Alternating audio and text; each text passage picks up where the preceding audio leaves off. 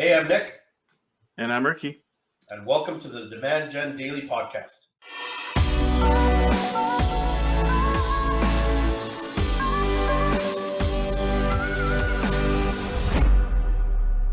Welcome back, and as always, thank you, and please like and subscribe. Hit us up with your questions. That being said, today's episode, and for a couple more episodes after this, we're going to do a small series based on a couple questions that we got via DMs around how to hire an agency, or what should I look for when I'm trying to hire some sort of agency, be it digital, be it something else potentially. Let's get right into it.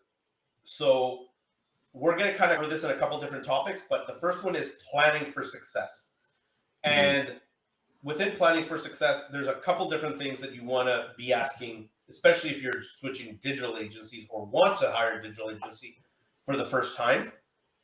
Question one, how do you plan on analyzing current and historical data in our ad account?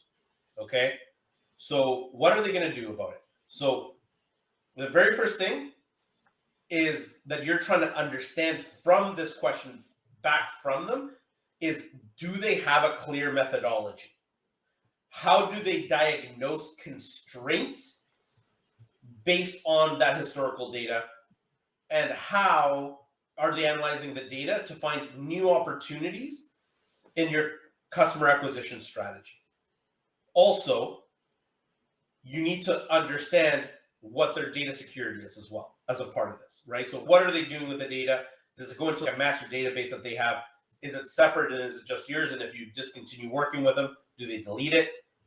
That's the first question. Yeah, and that one's really important, because if you're not asking that question, it could be that what you're being provided with is just a very surface level, here's our general product, and there's like a very general process. Obviously the team would have built, but when you get into the actual nuance of it, there's very little meat behind it. So you have to make sure that it's not just a facade. Yeah, so remember, the most important thing coming back is, what's the methodology? How do they uncover context? How do they go that layer deeper beyond the obvious numbers? How do they get into the context of what your business is and how it does what it does and how it serves your customer? Number two, using the data, what is the unique plan or process your agency uses to execute on ideas and strategies? So beyond just going through the data and getting different pieces of information that are going to pivot you tactically, also, how do they incorporate this into a bigger strategy, and what are the things that they're looking for?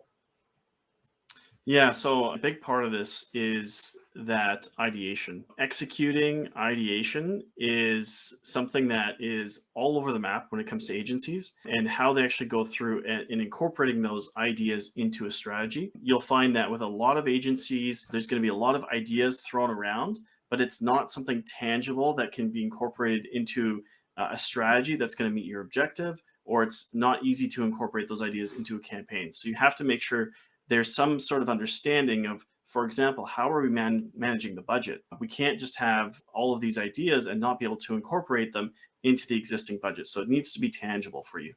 So what you're really looking for in the answer back is, what are the steps that they're going to take to develop the strategy,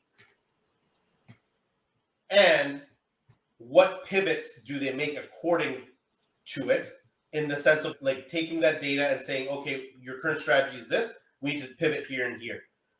Underlying all of this, also, as a potential client for them, you need to understand the process, because the deeper the process, it might have cost implications. And like Ricky said before, some people just come up with ideation off the cuff. They're not using data to come up with their creative ideation, etc. You want to know if that's true or not. But also, you want to also ask, as a part of this, how successful they have been at managing marketing budgets in times of economic uncertainty, because that is actually really, really critical. Because sometimes there's some sort of algorithm change, there's some sort of change in the way data is being tracked or whatever have you, costs all of a sudden balloon. How have they handled that in the past as part of the strategic process? Yeah, absolutely. And the third question is, what strategies and tactics will allow you to lower my customer acquisition cost and increase my lifetime value.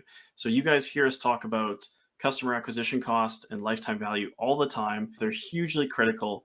And one of the really important things about this question, you need to test their knowledge of these two things because they may not have a deep understanding of customer acquisition cost or lifetime value. They might be good in one, but not in the other. So you need to test that knowledge. Yeah, and how are like what you're really trying to get out of this question is, are they looking past the KPIs? Remember, KPIs measure the likelihood a metric will happen. A metric measures money. So are they looking past the KPIs and into the metrics? By asking them point blank, like the previous two questions, I would keep the order between the first, the second, and now the third, because now you understand what they're doing with your data. You understand how they're generating a strategy, but now that they're locked into their answer, you're hitting them with, how are you getting me results, right? Like, how are you going to lower my customer acquisition cost? How are you going to increase my lifetime value? And it's a loaded question now, because if in the first two, they didn't address it somewhat, now they're on the back foot, and you're going to be able to tell. They might be able to skate by on this answer, but if it's not already embedded in the answer of the last two questions and you had to bring it up, it's a red flag, because what then shows you that they're highly tactical and they're not strategic and they're not looking on how to develop metrics. They're just specialists at whatever it is that they do, and they're just like copy pasting that methodology over and over again. So thanks so much for tuning in. Next episode, we're going to get into a different section about the questions that you should be asking a potential agency if you're looking to hire one. Until next time.